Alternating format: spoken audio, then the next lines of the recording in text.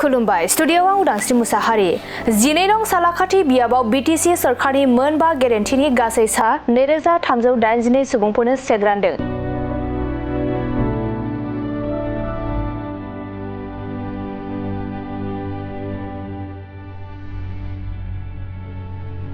सानसेनि हाबाफारि लानानै 12 नं सालाखाथि बियाबाव गोबां मुलाम्फागिरिफोरनो दिनै बीपीएफ सालाखाथि ब्लक कमिटिनि बानजायनायाव मोनबा गेरेन्टिनि चेक राननाय हाबाफारि खुंफुंदों।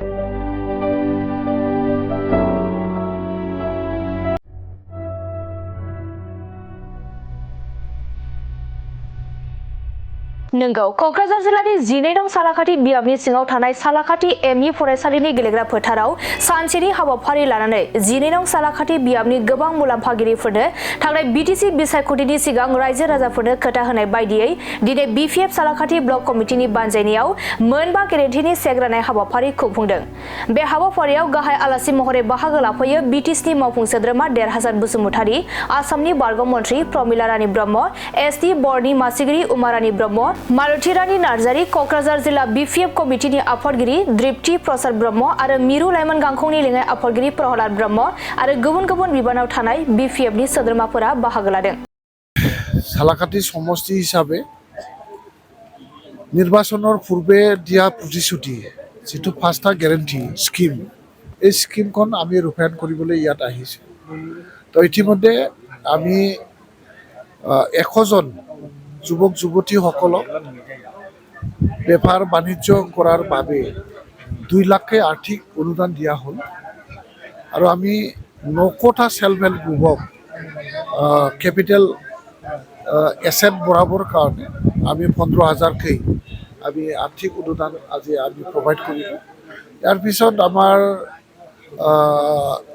যিটো গৰীব দুখীয়া কিবা না কিবা কাম কৰি খোৱা থাক টুককৈ নিজৰ সংসাৰ চলাই থকা ব্যক্তিসকললৈ আমি 10,000 যিটো IBS এই IBSটো আমি 1,250 জনক আমি আজি আৰ্থিক অনুদান প্ৰদান কৰিলোঁ আৰু আজি আমি প্ৰায় 25-30টাকৈ আমাৰ যিসকল ঘৰ সাজিবৰ কাৰণে মাটি নাছিল বা লেণ্ডলেছ আমাৰ সমষ্টিবাসী ৰাইজক আমি আজি লেণ্ড পাট্টা প্ৰদান কৰিলোঁ। ঘৰ সাজি থাকিবৰ কাৰণে নিজৰ নামত এতিয়া মাটি এডোখৰ আছে বুলি ক'ব পৰা এটা সুবিধা আমি কৰাই দিলোঁ। ইয়াৰ পিছত আমি যিটো ছিনিয়ৰ চিটিজেন তেখেতসকলকো দায়কমেও আমি 100 জনক আমি 10,000 আমি চেক প্ৰদান কৰিলোঁ আৰু স্পেচিয়েল কেটেগৰী যিসকল অংগনৱাড়ী তেখেতসকলকো আমি 100 জনমান স্পেচিয়েল কেটেগৰী আমি আৰ্থিক অনুদান আমি প্ৰভাইড কৰিলোঁ।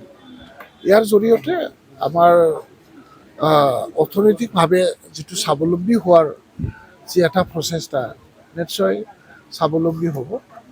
100 জন যুৱক যুৱতীসকলে নিজৰ ইচ্ছামতে বেপাৰ বাণিজ্যত এই টকাখিনি খৰচ কৰিব পাৰিব কাৰণ ইয়াৰ আৰু ইণ্টাৰেষ্ট ফ্ৰী আৰু এই টকাবিলাক আমাক ঘূৰাই দিব নালাগে। ওৱান টাইম একদমবাৰে তেখেতসকলক আমি গ্ৰেণ্ট কৰিছোঁ। ওৱান টাইম তেখেতসকলক আমি পইচা বা অনুদান আমি প্ৰভাইড কৰিছোঁ।